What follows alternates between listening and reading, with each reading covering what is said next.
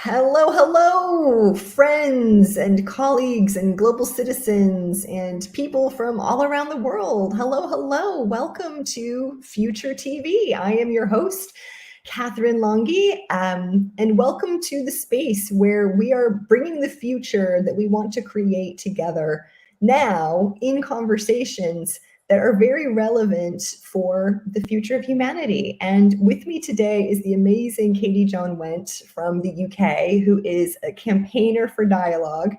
And what I love about Katy, I met Katy a few weeks ago now, and I've never met in one human like so much difference inside of like one single human being. I was immediately attracted to them and was like, oh my God, I've got to find out more about you. So Katy is a consultant and speaker on confident authenticity in communications and conversations, and is creating and facilitating dialogue and discussion around unconscious bias, diversity and inclusion, socio-cultural change, and works with organizations like Pick My Brain and the Human Library. And I've got to just add this. Katy has also played pool with Maasai warriors, been interrogated in Israel, fled from a shark in Kenya, and been the guest at a wedding in a Bedouin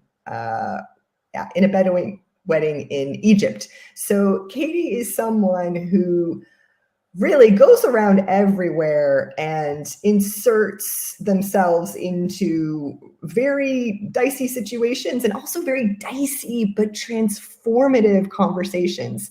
So that's why I'm so excited to have Katy here today. And Katy, do you want to share a little bit more, add a little bit more color to that introduction? Sure, no, that's fantastic, and thanks you for having me. I mean, you picked on a few kind of flavors of different worldwide experiences and travel. There's a brilliant quote by Mark Twain that travel is fatal to prejudice, and I always actually regard travel as the opportunity to encounter things outside of your personal experience, and it's both simultaneously scary but also enlightening. So I actually almost tried to start writing a book about my travel experiences, but I'm rubbish at finishing things, so I've started to write 10 books. I may never get around to finishing them, but I always describe my travel experiences kind of as off the beaten track. At whatever travel I do, the first thing I do is try to avoid the tour guide, try to avoid whatever's set up or programmed. Anytime you go to a hotel and they list the things you could go on, I don't go to any of them. I try and hang out. So I ended up at that Bedouin wedding because I started going to this little coffee shop on a beach, and the owner of the coffee shop was a young Bedouin lad, and we ended up talking a mixture of English and Arabic to each other. He inspired me to learn Arabic, and I eventually went and studied it. We drank coffee together, we played sheshbesh, backgammon together, and over a number of years of going back there, he eventually invited me to his brother's wedding in the desert with 500 people. But you don't get those experiences without taking risks, and I guess in life I have chosen to take risks. And yeah, it's been a multicolored life in many ways. I've been and done all kinds of things. Been everything from a photographer to a missionary, married to a psychiatrist for 15 years, ran a tech company, lost everything, nearly got made homeless, and now work in kind of the humanization field. I want to call it that. I work with something called the Human Library, and I work with a number of other organizations and do a lot of TV and media work, specifically around trying to humanize people and trying to depolarize the toxic bipolarity that we have. And you pick any situation, you could just pick politics, pick transgender, pick COVID, pick Brexit, in the UK, any of these things, climate change, they divide people into polar camps very easily. And I want to try and create a space where we can get along, even if we don't agree. Yeah, Katy, tell us a little bit more. Maybe start with a recent example. You are constantly going into conversations where people are really divided, and where they could be on this side or that side. You think they're on one side, they're actually on another side, and where you get a lot of backlash. Like you're just trying to bring people together, and sometimes people in your own, like on your own side, will like retaliate, or like you'll experience a backlash. Can you tell us just a little bit maybe about a recent experience that Yeah, you've had? yeah, I'll give you, I think I like 2 or 3 experiences might sum up from the kind of the less severe to the quite severe. I mean, one experience goes back to 2016 when Brexit was kicking off in the UK, and we had some big pro-Remain rallies, and then there was some opposition. And I remember being at one big kind of pro-Remain rally, and then on the other side of the street were several hundred pro-Leave, and everyone on kind of my side, because I voted for Remain, everyone was yelling at the Leave camp, you effing bloody whatever racists, or whatever language they were, but they were using quite strong language at the other side, saying that basically you're all far right, you're all fascists, because and yet what they were actually saying on the other side was simply that we don't want to be part of the European Union. But suddenly they have been propelled to being Nazis and extremists, and my side, or the side I was on anyway, was saying that. So I remember crossing the street to talk to them, and the police trying to stop me, saying, no, stay on your side of the street. And I said to the police, staying on my side of the street is what got us here. If I don't go and talk to them, I will not understand why they think what they think and what the problem is with you. And I went and talked to one guy, and he said, why are you lot calling me a racist? And it was a white guy, but he said, look, my Indian wife is here with me. How does that make me a racist? Just because I don't believe in European government or whatever it might be, you suddenly turn me into a racist. I said, well, not me personally, but yeah, I do hear that's what's coming from my side. So I apologize for that. And then we got up to do some various speeches from the front of City Hall. And I remember when it was my turn to speak, it was my side were a bit yelling at me because I spoke about understanding the other side. And apparently that wasn't popular. Who knew? Don't want to understand the other side. And so I get the same kind of thing whether it's gender critical and trans, or any topic you can pick. And when that happens, yeah, people pile on me from both sides sometimes, because people like the safety of their polarized positions. And when you actually question it, it doesn't feel so safe, because you're throwing in that element of insecurity of thought to what they had been securing, because we all want something to believe in, but then we don't want to be wavered from that opinion. And let's go a little bit more personal now. So in how you describe both your gender identity as well as your sexual orientation, share a little bit about what you face as a trans person, whether it's misogyny or other kinds of ginies. What's it like for to be you and have people not understand that and try to explain it and then be met with reactions? Well, so when someone asks me kind of, what my gender is or what my sexuality is these days, the answer is, what, I'm a human being, I'm a person. 5 years ago, I would have answered it, hey, I'm a trans woman, and hey, my sexuality is, broadly attracted to women, little bit bi maybe, but mostly women, polyamorous as well to boot. But these are the things. But these days I would probably say I'm just a human being who sometimes falls in love. So I no longer define my gender nor my partners in that sense of the word. But that's where I've got to. But that's over the last, I've been out as a trans person for 17, 18 years, and I've seen various kind of, phases of how politics and society have responded to that, and for the first kind of those, say if I put it into 3 blocks of 5 or 6 years, the first 5 or 6 years, it was strange, it was awkward, it wasn't very popular to be trans, but it was also very relatively unknown as well, and so people just tolerated you, but they didn't really engage with you. And did I experience transphobia? I guess rarely and occasionally, but sometimes. But then the kind of the middle phase was suddenly there was this so-called the transgender tipping point. You had Laverne Cox in Orange is the New Black. 2014-15, suddenly trans took off. We were on the front cover of Time magazine and National Geographic. We were making regular positive stories in newspapers, and people were embracing the transgender explosion. And then the last 6 years has been the backlash. And then I would say, if you asked me out of the last 18 years, when was the best time to be trans, I'd have said the middle 6.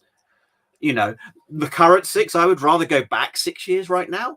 So, if I'm creating a transgender future, I'd rather go back to the past already, because the past was better, and the future, the present that we now have is falling apart and is venomous. And I try and engage across all sides in that, the same way that I used to do with Leave and Remain Brexit voters, the same way I do with political voters across all sides of the story. I've voted everything from right to left across the whole political spectrum, so I feel like I have some understanding of all of them. So I will sit down with anyone, irrespective of their political opinions. But doing that now is incredibly toxic. I feel the same way, even though my gender identity and sexual orientation are quite simple and mainstream. I'm trying to make it simple again, but I think I went through complex. Sure. But it hurts me as a human to see communities of people, to marginalized communities of people, to see that backlash against marginalized communities of people that may not be aligned with my own personal gender identity and sexual orientation. But it still hurts. And I loved what you said earlier, how you now describe your identity and orientation. You said, I am a human who sometimes falls in love with other humans.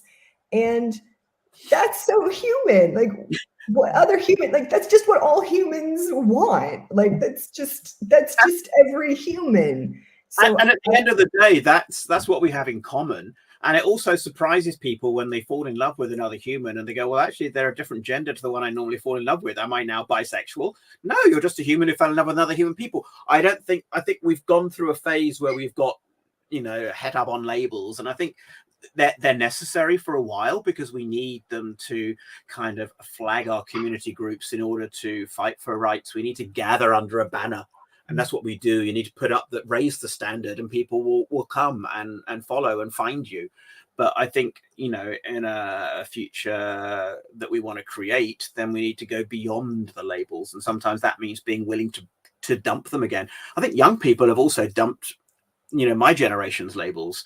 We always have the vocabulary of Gen X, Y, Z, and apparently there's Gen Alpha now, which is the one after Gen Z, because you've got to go back to the beginning now, because there's nothing after Z. But the fact that when I've spoken to a lot of Gen Z school pupils and things like that, they were saying, well, we don't use that LGBT vocabulary of our parents. I go, wait, that's of your parents? So suddenly LGBT is old school now. And they go, yeah, we have 300 sexualities and genders, and we don't use LGBT because it's so restricting. And you said, what do they use? Simple, and they think LGBT is restricting, and yet LGBT is what we spent 30, 40 years fighting for, with prides and Stonewall and everything. And they see that now as backwards. Yeah, and each country, or each English language country, will then have its own alphabet that follows after the alphabet soup, as it's called, LGBTIQ.XYZ. Yeah. So have they articulated, because I'd be really curious, have they actually given a name to it yet? Or is it just something maybe they know amongst themselves, but it's unspoken? Well, I would go into schools and think I would, say, hey, these are some of the sexualities and genders I have discovered from my research. And they go, yeah, we know all of them. You haven't even caught up, as a pardon, because I would say put, 50, like the whole thing went around a number of years ago that Facebook was allowing you to identify as 73 genders. Well, it was genders and sexualities. Anyway, but the point being, these kids thought I hadn't even caught them. Half of it when I thought there were 60, and they said, so there's a place that I used to be, I think it was on Tumblr, which was called Mogai, Minority Orientations, Genders and Intersex. And if you went on there, there were, even 5-6 years ago plus, there were 300 plus sexualities and gender names. And they had a flag for every one of them. So it's incredibly creative. So, but I do think, therefore, they've gone beyond the alphabet soup, because there's only 26 letters in the alphabet anyway. But they've expanded their idea of labels and identities, and they went beyond just sexualities and gender. They went to romantic attractions, relationship types, neurodiverse types within it as well. And it's creative. It's giving them agency. But yeah, my generation don't get it and just say, hey, you're just making stuff up to make yourself sound interesting, which is the comeback I hear from some people.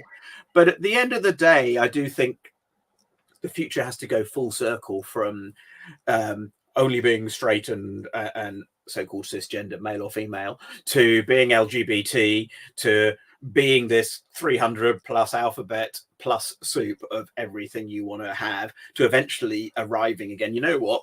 We had it right at the beginning, human. But also you have freedom of expression, freedom of attraction, freedom of identity, bodily autonomy within that. And no two people are the same, and yet we have the biggest thing we have in common is our humanity. So, and the fact that we are all, a little bit vulnerable, a little bit shy.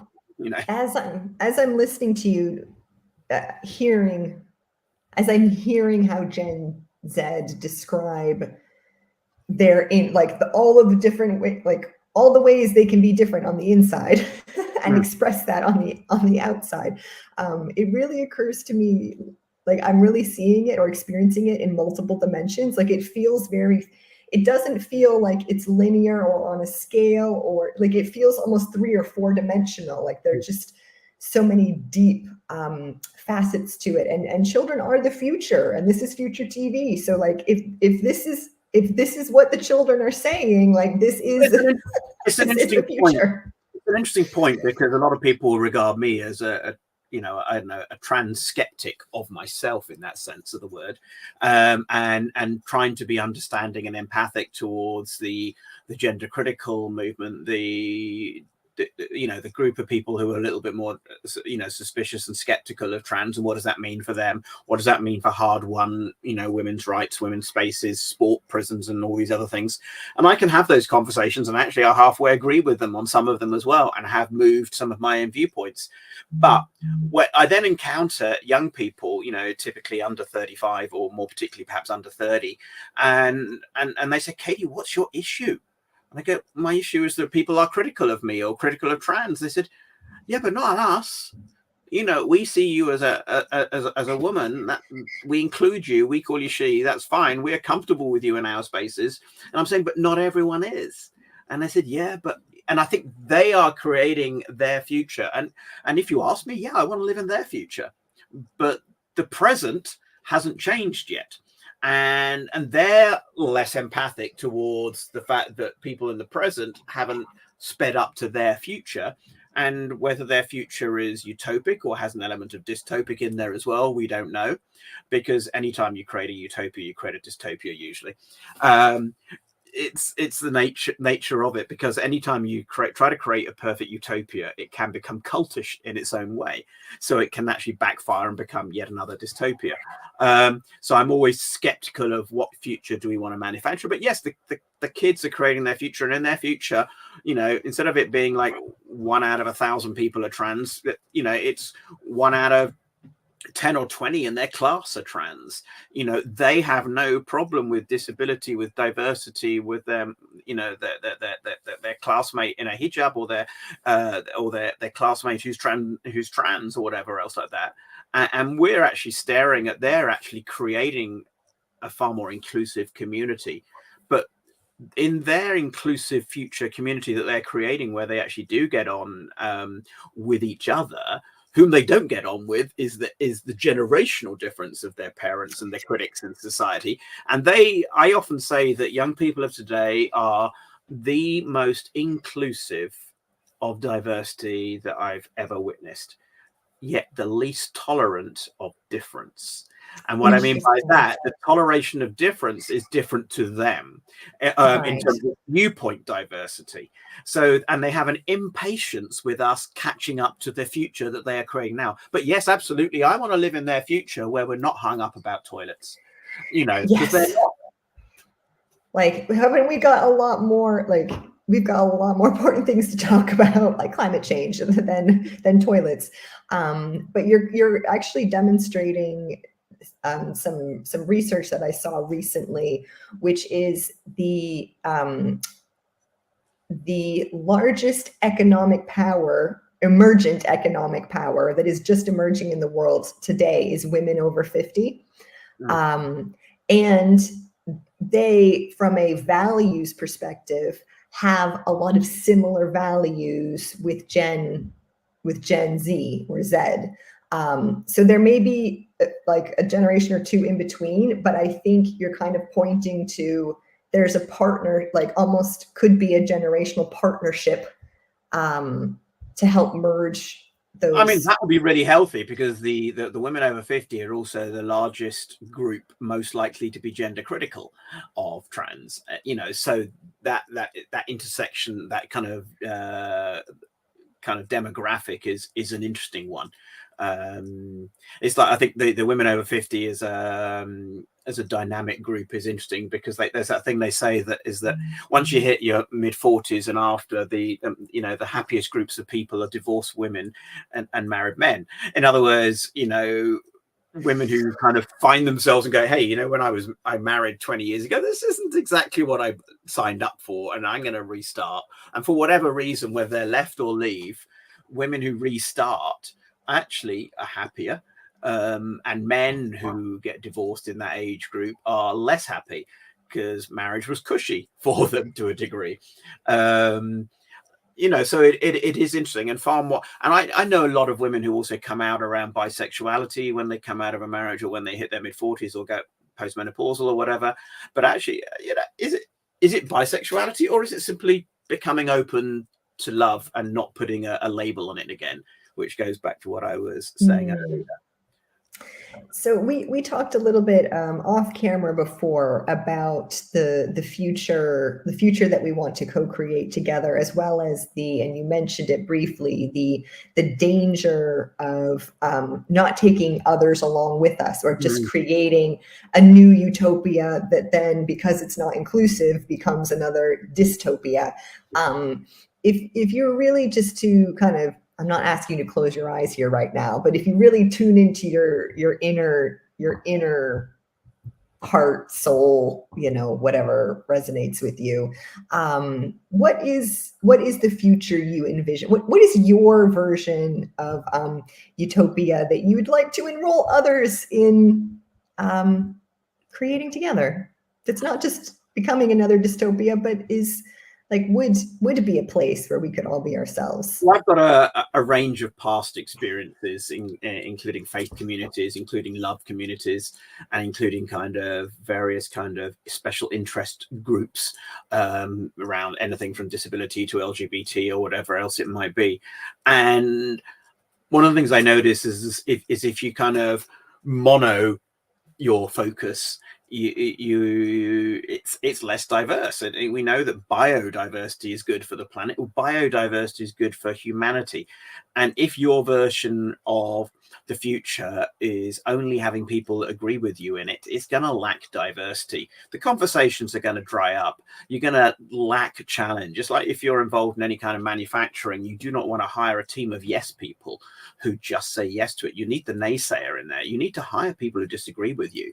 So the person who confronts you in an HR hiring panel thing, they're the person to hire, because you need someone who's willing to stand up to the boss to say, hey, before you put that space shuttle in space, did you think about whether that was going to be whatever it might be?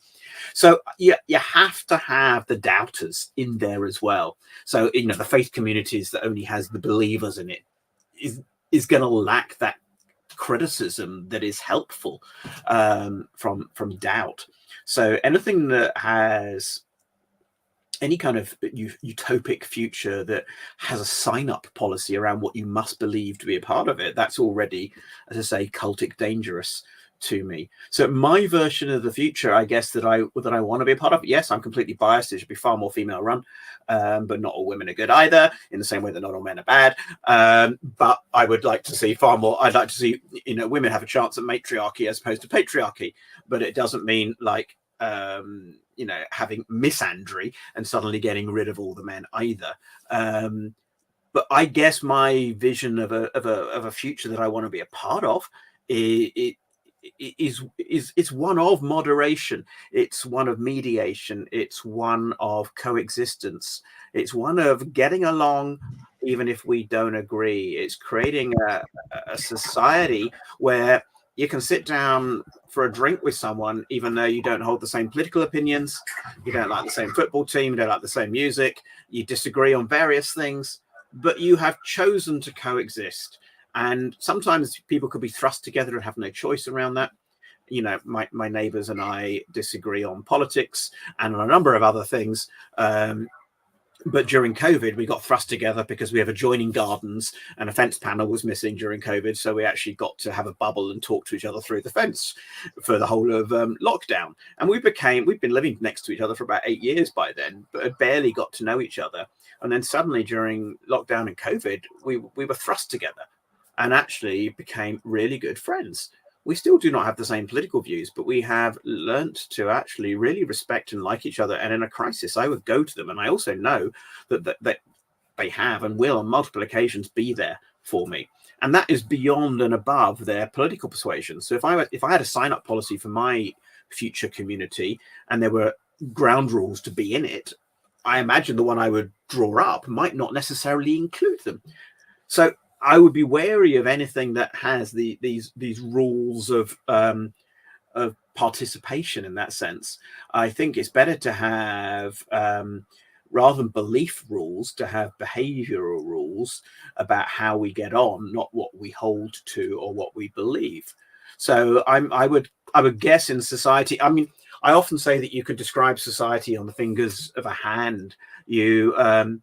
When society functions at its best and the kind of the future that I want to go forward to or back to, I don't know whether we've ever had it in the past, is one where the majority of people get on, but they are different. There's 3 separate fingers there, but the majority gets on. You're always going to have some extremists. I think what we have now in society at the moment is the extremes have been kind of emboldened, and the moderate middle is now the minority, whereas it actually, the average society that gets on has a moderate middle that works, that functions. So it's that kind of creating a future that actually sounds quite dull because it's not that exciting, because it is liberal. It's not extreme. It's not perfect socialism, perfect conservatism, perfect traditionalism, whatever those perfect things look like.